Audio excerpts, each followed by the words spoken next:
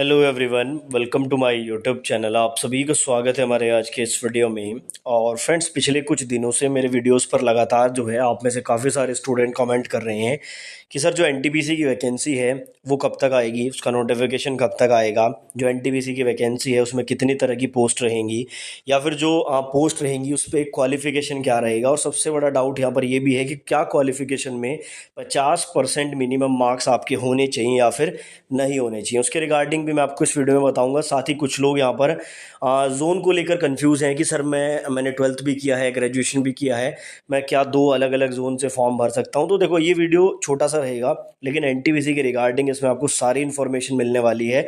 और अगर आप लोग स्पेशली एनटीपीसी की तैयारी कर रहे हो तो इस वीडियो को एंड तक जरूर देखें।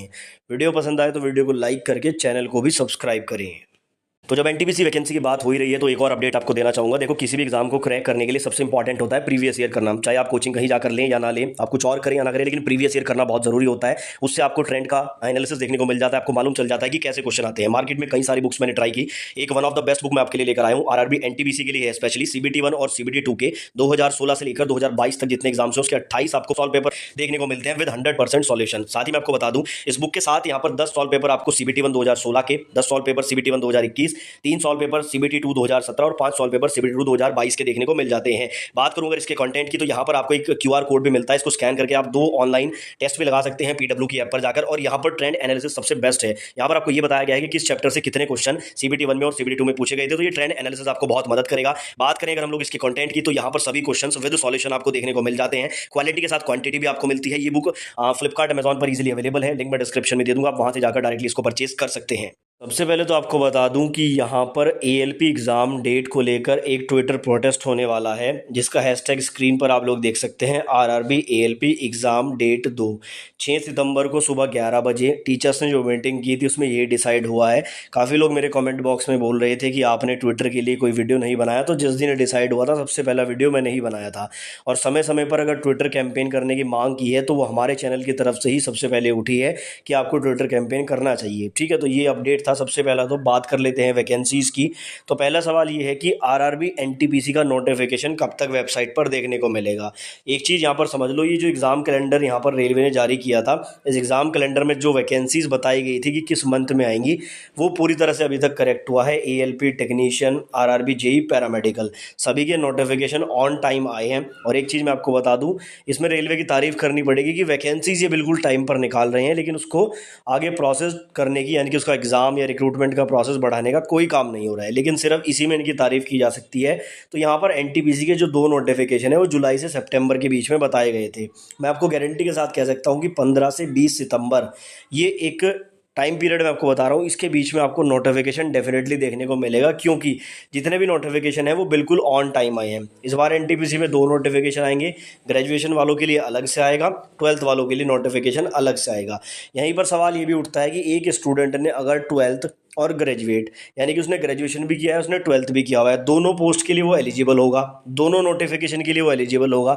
क्या वो 2 अलग अलग जोन से अप्लाई कर सकता है? तो बिल्कुल कर सकता है। मान लो कि मैं एक स्टूडेंट हूँ, मैंने 12th किया है, तो 12th वाली पोस्ट मान लो मैं चंडीगढ़ जोन से अप्लाई कर देता हूँ। अब जो ग्रेजुएशन वाली पोस्ट है, मैंने ग्रेजुएशन भी किया हुआ है, तो ग्रेजुएशन वाली पोस्ट पर मैं चेन्नई, तिरुवनंतपुरम कहीं से भी अप्लाई कर सकता हूँ, कोई बाउंडेशन नहीं है, क्योंकि आपके पास 2 अलग अलग डिग्री हैं, दोनों के लिए नोटिफिकेशन अलग आएगा। साथ ही एक बात और मैं आपको बता दूँ, दोनों के लिए अलग अलग 500 रुपये फीस भी आपको पे करनी पड़ेगी, क्योंकि नोटिफिकेशन दोनों बिल्कुल अलग आएंगे। तो ये डाउट आपका क्लियर हो गया। आगे बात करते हैं भाई वैकेंसी कितनी आएगी। तो अभी रिसेंटली एक जो पेपर कटिंग वायरल हुई थी, इसमें बताया गया था कि 16,154 ग्रेजुएट लेवल की और 3,445 12th वालों की वैकेंसी आएंगी, यानी कि लगभग ये बैठेंगी आपकी 19,599 के समथिंग ये बैठेंगी। इतनी वैकेंसीज आपकी आएगी। तो मैं आपको बिल्कुल आश्वस्त करा दूं, वैकेंसीज आपको इसी के आसपास देखने को मिलेगी। ऐसा मैं क्यों बोल रहा हूं, अभी देखो, इस पेपर कटिंग आने से पहले जो है एक इंटरनल सर्कुलर आया था, जिसमें 12th वालों के लिए 3400 प्लस वैकेंसी थी, और इतनी ही पेपर कटिंग में बताई गई हैं। तो ये बिल्कुल करेक्ट हो जाता है। 10,884 ग्रेजुएट वालों की बताई गई थी, वो यहाँ पर 16,000 कुछ बताई जा रही हैं। तो ये भी आसपास ही आएंगी। क्यों? क्योंकि आप लोगों ने देखा एएलपी में पहले वैकेंसी कम निकाली, बढ़ानी पड़ी, टेक्नीशियन में वैकेंसी कम निकाली, बढ़ानी पड़ी। तो पहले यहाँ पर ये एनटीपीसी वगैरह में जो है इस चीज़ को देखकर चल रहे हैं कि पहले ही वैकेंसीज उतनी निकाली जाए कि उनको दोबारा से बढ़ाना ना पड़े। तो ये जो 16,000 वैकेंसी यहाँ पर बताई जा रही हैं, 16,154 ग्रेजुएट वालों की, और 3,445 ट्वेल्थ वालों की, 19,000 प्लस वैकेंसी आपकी डेफिनेटली आ रही है। इस बात से बिल्कुल आश्वस्त रहिए। अब यहाँ पर थोड़ा सा एज वगैरह के बारे में बात कर लेते हैं। जो ट्वेल्थ वाली जो पोस्ट होती है उसमें एज होती है 18 से 30, लेकिन इस बार ये रहेगी 18 से 33 यूआर के लिए। क्यों? क्योंकि 3 साल का रिलैक्सेशन सभी रिक्रूटमेंट में दिया जा रहा है। ये यूआर की है, बाकी ओबीसी एससी एसटी वाले अपने आप देख लेना। बात करें यहाँ पर हम लोग ग्रेजुएट वालों की, 18 से 33 रहती है, लेकिन ये रहेगी 18 से 36, क्योंकि यहाँ पर भी 3 साल का रिलैक्सेशन मिलेगा।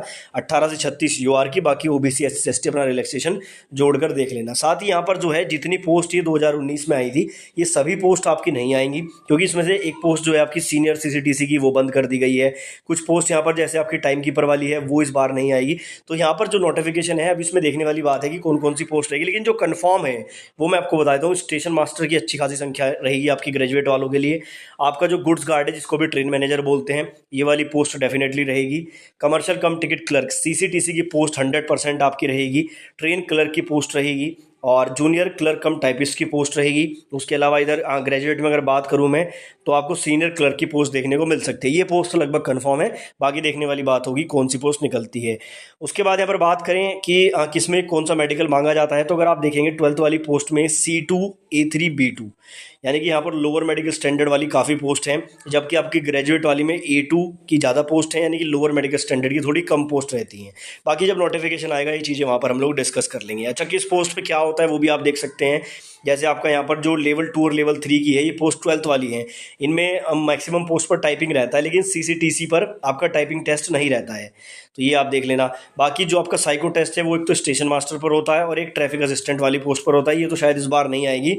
बाकी जो आपका स्टेशन मास्टर वाली पे है, इसी पे आपका साइको टेस्ट रहेगा, बाकी किसी पोस्ट पे साइको टेस्ट नहीं रहता है। उसके बाद एक जो मेन सवाल है वो ये है कि सर 12th में कितने मार्क्स यहाँ पर चाहिए अप्लाई करने के लिए, ग्रेजुएशन में कितने मार्क्स चाहिए। तो यहाँ पर आप लोग देख सकते हैं, जो ऊपर आपकी ग्रेजुएशन वाली पोस्ट है, यहाँ पर क्लियरली लिखा गया है डिग्री फ्रॉम रिकॉग्नाइज्ड यूनिवर्सिटी और इट्स इक्विवेलेंट। मार्क्स कुछ भी नहीं मांगे गए हैं। अगर आप ग्रेजुएशन वाली पोस्ट भरेंगे तो कोई मिनिमम मार्क्स का क्राइटेरिया नहीं है, लेकिन अगर आप लोग 12th वाली पोस्ट भरेंगे तो यहाँ पर आप लोग क्लियरली देख सकते हैं 12th में क्या लिखा गया है कि आपके लेस देन 50% मार्क्स नहीं होने चाहिए, कम से कम 50% मार्क्स आपके 12th में होने चाहिए। और ये लागू होता है केवल यूआर, ओबीसी और आपका ईडब्ल्यूएस पर। इन 3 कैटेगरी को 12th में कम से कम 50% मार्क्स चाहिए। बाकी एससी एसटी को इसमें छूट मिलती है, उनके अगर 40% भी है तो वो इसमें अप्लाई कर सकते हैं। तो ये भी एक आपका जो है काफ़ी बड़ा डाउट था। तो लगभग सारी चीज़ें मैंने इस वीडियो में क्लियर करने की कोशिश की है। फिर भी कोई डाउट है तो कमेंट बॉक्स खुला है। वीडियो पसंद आया तो लाइक करके चैनल को सब्सक्राइब करें।